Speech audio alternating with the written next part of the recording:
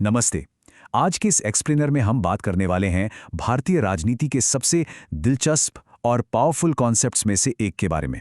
सोचिए, एक ऐसा नियम जो हमारे पूरे संविधान की रक्षा करता है, सरकार की ताकत पर लगाम लगाता है, लेकिन वो पूरे संविधान में कहीं लिखा ही नहीं है। जी हाँ, बिल्कुल सही सुना आपने।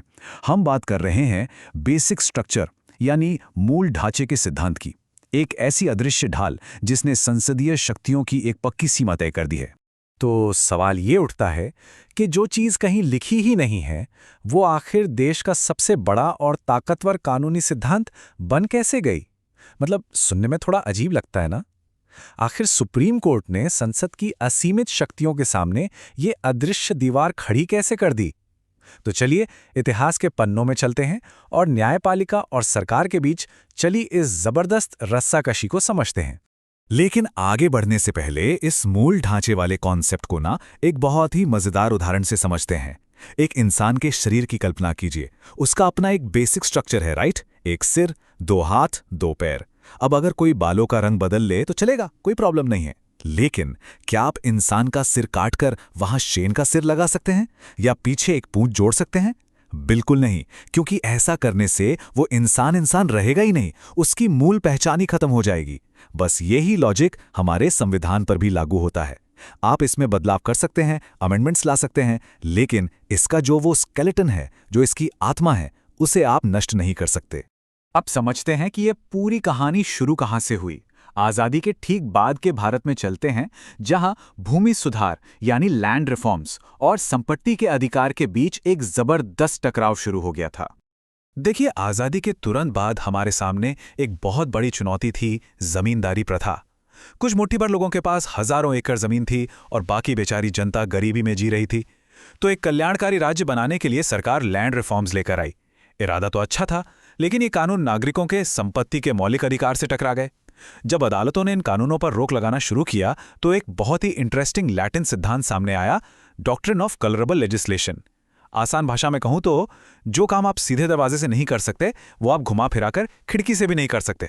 मतलब अगर सरकार सीधे तौर पर मौलिक अधिकारों को नहीं छीन सकती, तो वो नए कानूनों का सहारा लेकर अप्रत्यक्ष रूप से भी ऐसा नहीं कर सकती। जाहिर है, इससे सरकार के उन कल्याणकारी लक्ष्यों को एक बहुत बड़ा झटका लगा। और बस यहीं से शुरुआत होती है एक ऐतिहासिक पिंग पोंग बैटल की। एक तरफ हमारी संसद और दूसरी तरफ सुप्रीम कोर्ट। एक तरफ सरकार अड़ी थी कि गरीबों के भले के लिए भूमि सुधार लागू होकर रहेंगे, और दूसरी तरफ सुप्रीम कोर्ट अपनी ड्यूटी कर रहा था, नागरिकों के मौलिक अधिकारों की रक्षा।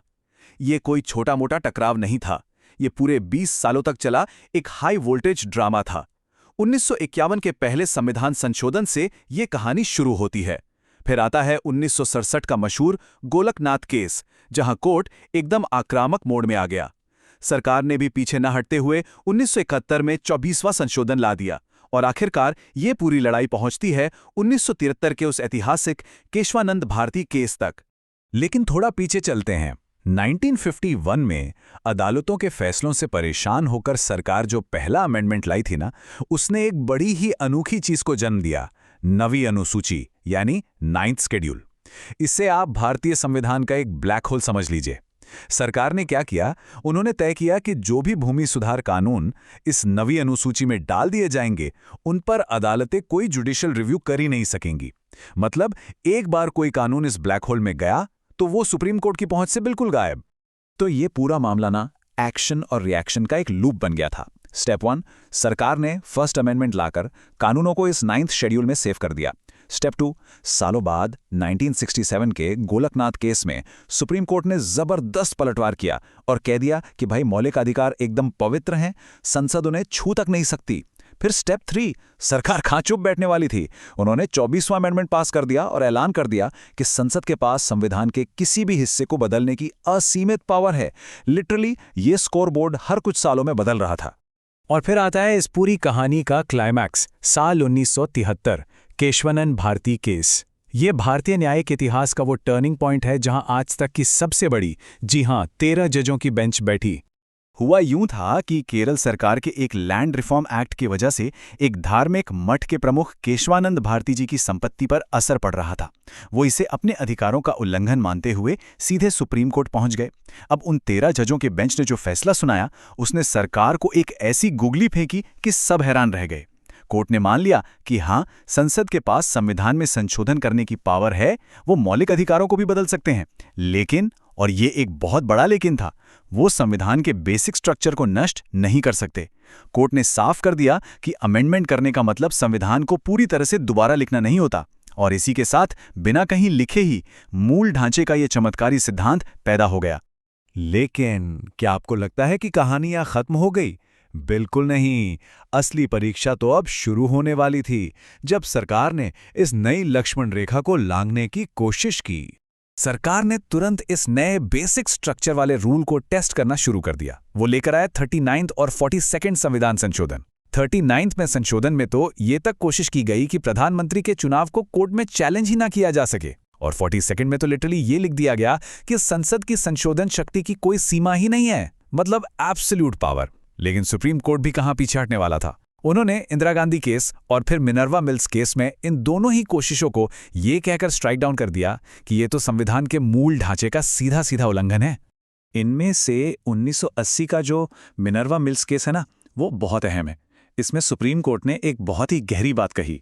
उन्होंने कहा कि हमारा संविधान मौलिक अधिकारों और नीति निर्देशक तत्वों यानी डायरेक्टिव प्रिंसिपल्स के बीच के एक नाजुक बैलेंस पर टिका है। आप एक को लागू करने के लिए दूसरे को कुचल नहीं सकते। और सबसे जरूरी बात, कोर्ट ने याद दिलाया कि संसद को जो ये सीमित संशोधन शक्ति मिली है ना, वो खुद उस मूल ढांचे का हिस्सा है। तो संसद अपनी इसी लिमिटेड पावर का इस्तेमाल करके खुद को अनलिमिटेड पावर कैसे दे सकती है? लॉजिकल है ना? फिर 1981 में आया वामन राव केस। अब आप सोच रहे होंगे कि उस 9वीं अनुसूची वाले ब्लैक होल का आखिर क्या हुआ? तो कोर्ट ने इसका बड़ा ही प्रैक्टिकल समाधान निकाला। उन्होंने कहा कि 24 अप्रैल 1973 यानी जिस दिन केशवानंद भारती का फैसला आया था, उस दिन के बाद से अगर कोई भी कानून इस 9वीं अनुसूची में डाला गया है तो भैया उसकी न्यायिक समीक्षा यानी जुडिशियल रिव्यू हो सकता है। सीधे शब्दों में कहें तो 1973 के बाद के लिए उस ब्लैक होल के दरवाजे हमेशा के लिए बंद कर दिए गए। तो अब सबसे बड़ा सवाल यह है कि आखिर इस मूल ढांचे या इस अविनाशी कंकाल में आता क्या है? वो कौन सी चीजें हैं जिन्हें संसद कभी नहीं बदल सकती? क्या इसकी कोई फिक्स चेकलिस्ट है? तो जवाब है जी नहीं। समय समय पर अलग अलग फैसलों से ये लिस्ट बनती गई है, पर इसमें वो सारी बुनियादी चीजें शामिल हैं जो भारत को भारत बनाती हैं। जैसे संविधान की सर्वोच्चता यानी संविधान सबसे ऊपर है, कोई नेता या पार्टी नहीं।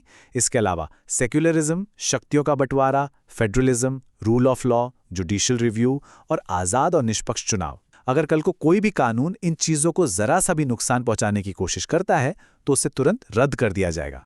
लेकिन हर सिक्के के दो पहलू होते हैं। हर बड़े सिद्धांत की तरह इस बेसिक स्ट्रक्चर डॉक्ट्रिन की भी गहरी आलोचना होती रही है और आज भी होती है। भारत के पूर्व वित्त मंत्री स्वर्गीय अरुण जेटली जी ने इसके लिए एक बड़ा ही मशहूर फ्रेज इस्तेमाल किया था, the tyranny of the unelected, यानी बिना चुने हुए लोगों की तानाशाही। और ये इस सिद्धांत की सबसे बड़ी और सीरियस आलोचना है। क्रिटिक्स का सीधा सा तर्क है कि देखिए, जज जनता के द्वारा चुनकर तो नहीं आते, तो फिर ये कैसे मुमकिन है कि कुछ मुट्ठी भर बिना चुने हुए जज उस संसद के बनाए कानूनों को खारिज कर दें जिसे देश के करोड़ों लोगों ने अपना वोट देकर चुना है? क्या ये लोकतंत्र के बेसिक आइडिया के ही खिलाफ नहीं लगता? और सच कहूं तो ये पूरी डिबेट ना हमारे लोकतंत्र के दो सबसे मजबूत पिलर्स के बीच के तनाव को दिखाती है। एक तरफ है डेमोक्रेटिक मैंडेट, यानी वो चुनी हुई संसद जो जनता की आवाज है, और दूसरी तरफ है कॉन्स्टिट्यूशनल सेफगार्ड, यानी हमारी न्यायपालिका जो ये निगरानी रखती है कि कहीं बहुमत के नशे में सत्ता संविधान की मूल पहचान को ही ना मिटा दे। ये दोनों ही एक हेल्दी डेमोक्रेसी के लिए जरूरी हैं, लेकिन इनके बीच बैलेंस बनाना बिल्कुल किसी नाजुक धागे पर चलने जैसा है। लेकिन एक मजेदार बात बताऊं, इतिहास में चीजें हमेशा ब्लैक एंड व्हाइट नहीं होती। लोग बदलते हैं, उनके विचार भी बदलते हैं। जस्टिस वाईवी चंद्रचूड़ का ही उदाहरण ले लीजिए। 1973 के केशवानंद भारती केस में वो उस माइनॉरिटी बेंच में थे जिन्होंने बेसिक स्ट्रक्चर के खिलाफ वोट दिया था, लेकिन सालों बाद उनका भी नजरिया बदल गया। बाद के मामलों में उन्होंने खुद इस बात को माना कि संसद की एब्सोल्यूट पावर को कंट्रोल करने के लिए ये सिद्धांत वाकई बहुत जरूरी था। ये दिखाता है कि कैसे वक्त के साथ इस डॉक्ट्रिन ने खुद को सही साबित किया है। तो इस पूरे सफर के बाद हम एक बहुत ही गहरे सवाल पर आकर खड़े हो जाते हैं। क्या आखिरी ताकत जनता के जनादेश में है या संविधान की उस अलिखित मूल भावना में? क्या बहुमत वाली सरकार कुछ भी बदल सकती है या फिर कुछ बुनियादी मूल्य ऐसे होते हैं जो किसी भी चुनाव, किसी भी बहुमत से कहीं ऊपर हैं? ये एक ऐसा सवाल है जो आपको सोचने पर मजबूर कर देगा। उम्मीद है ये एक्सप्लेनर आपको पसंद आया होगा और इससे आपको कुछ नया नजरिया मिला होगा। हमारे साथ जुड़ने के लिए बहुत बहुत शुक्रिया।